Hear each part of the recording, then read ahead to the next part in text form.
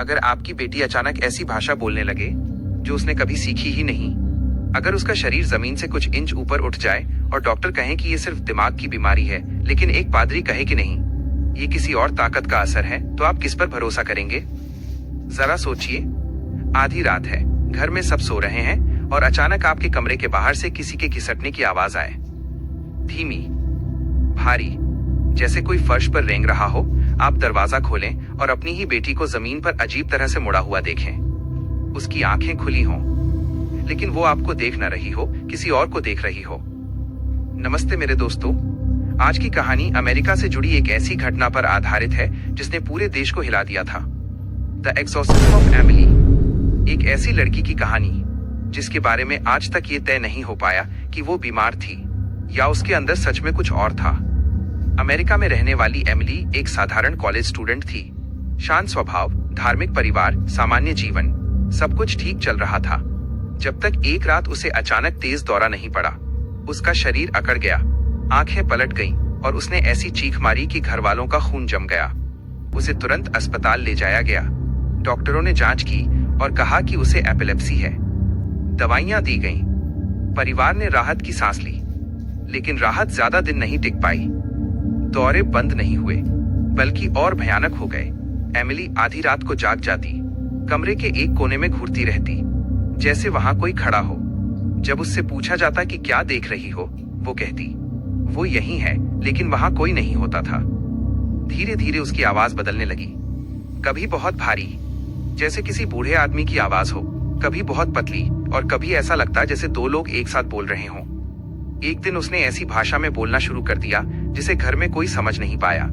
बाद में विशेषज्ञों ने कहा कि वो लैटिन और कुछ प्राचीन शब्द बोल रही थी, जबकि एमिली ने वो भाषाएं कभी सीखी ही नहीं थीं। घर का माहौल बदलने लगा। घड़ियां एक तय समय पर रुक जाती, कमरे का तापमान अचानक गिर जाता, पालतू जानवर उसके पास आते ही बेचैन हो जाते।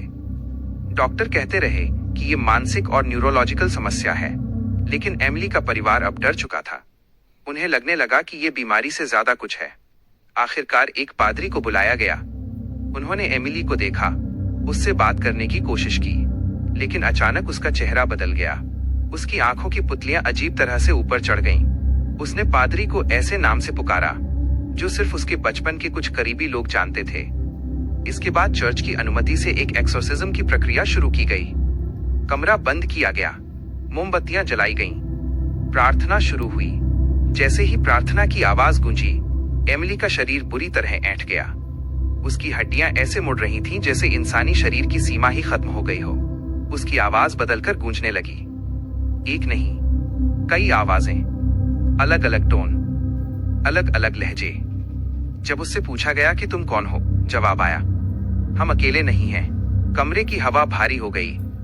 कुछ लोगों ने दावा किया कि उन्होंने अजीब गंध महसूस की, जैसे कुछ सड़ रहा हो। घंटों तक ये संघर्ष चलता रहा। हर बार जब प्रार्थना तेज होती, उसका शरीर और जोर से कांपता।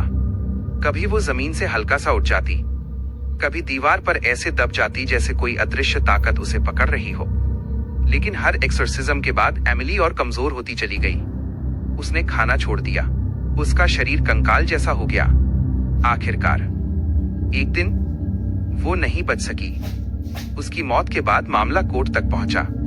पादरी पर आरोप लगा कि अगर दवाइयां जारी रहती तो शायद एमिली बच जाती। डॉक्टरों ने इसे मेडिकल केस बताया, लेकिन परिवार का कहना था कि उसने खुद दवाइयां छोड़ने का फैसला किया था, क्योंकि उसे लगता था कि वो किसी और चीज से लड़ रही है। आज तक ये सवाल खुला है, क्या एमिली सिर्फ एक मानसिक बीमारी से जूझ रही थी, या सच में उसके अंदर कुछ ऐसा था जिसे हम विज्ञान से समझ नहीं सकते? और अगर कभी आधी रात को आपको भी लगे कि कोई आपको देख रहा है, तो क्या आप उसे सिर्फ वहम मानेंगे या उस अंधेरे में झांकने की हिम्मत करेंगे? और अगर आपको ऐसी सच्ची घटनाओं पर आधारित डरावनी कहानियां सुनना पसंद है, अगर आपको वो कहानियां अच्छी लगती हैं जो रात की नींद उड़ा दें, तो हमारे चैनल को अभी सब्सक्राइब कर लीजिए। बेल आइकन दबाना मत भूलिए, क्योंकि अगली कहानी शायद इससे भी ज्यादा डरावनी हो, और हो सकता है अगली बार जिस कहानी के बारे में हम बात करें वो किसी और देश की नहीं, बल्कि आपके आसपास की हो। अगर आपको लगता है कि विज्ञान हर चीज समझा सकता है, तो अगली कहानी आपका नजरिया बदल सकती है।